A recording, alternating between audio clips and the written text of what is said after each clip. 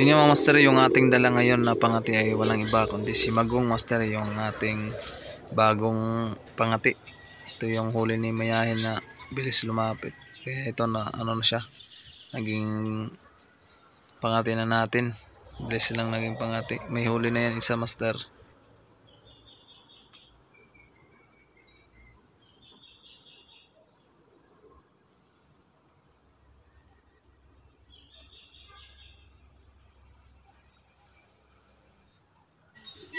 So ayan master, CI yung gamit natin.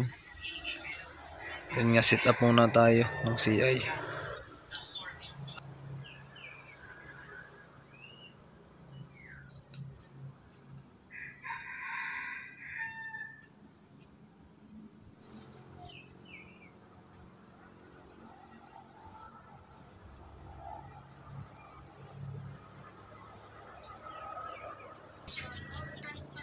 Yan yung patakir natin. Isa lang lalagyan natin.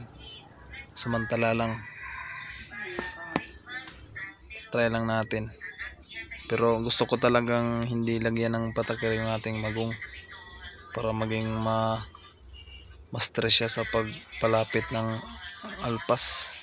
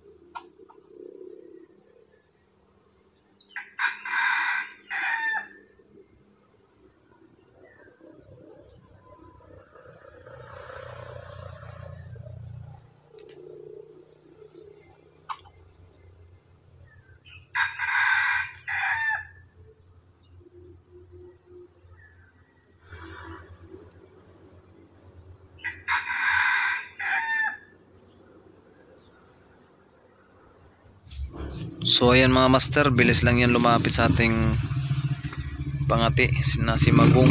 Ayan no.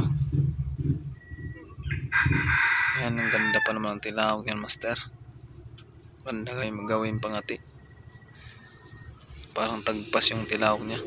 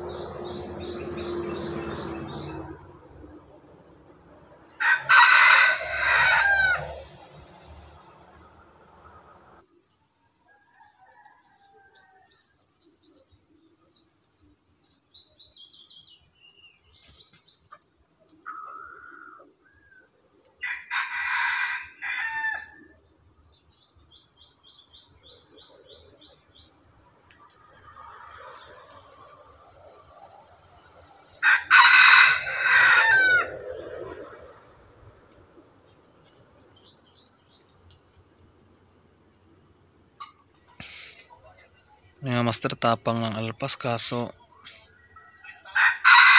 parang ano sa area. Parang hindi siya makalapit, hindi siya makababa. Matry kasi konti. Tsaka pangit kasi yung area master. Marami kasi pinagtagpasan. Walang magandang papasukan yung alpas. Yun nga master, ayaw talagang bumaba yung alpas master. Nasa ano lang, nasa taas lang siya. Medyo matire kasi konti dyan. Wala kasi bang mapag-sit upan kasi masukal, sobrang masukal dyan. Hindi ma-sit up yung ating pangati dyan sa yung sukal na dyan. Dito lang tayo banda may pinagtagpasan. Galit na yung pangati natin dyan. Yung alpas bumabalik, umaalis, bumabalik lang. Ayaw bumaba.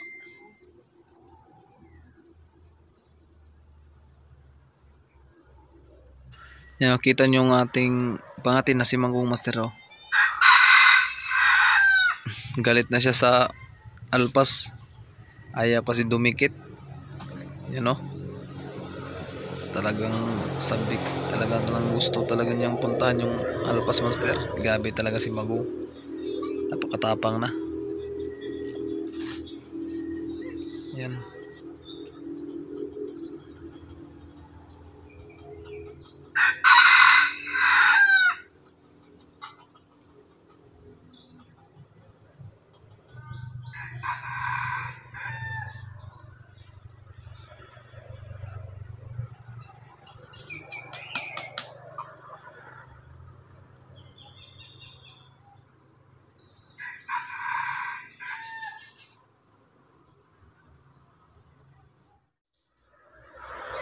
So ayan mga master, hindi na pasalpok ni Bagong.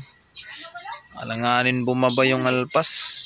Sa tingin ko yung ano, mas sobrang ano kasi dyan, maraming pinagtagpasan. Alanganin siya makapasalpok yung alpas. So update ko na lang kayo master sa sunod. Sana mahuli natin. Magandang gawing pangati yung alpas. God bless sa lahat mga master.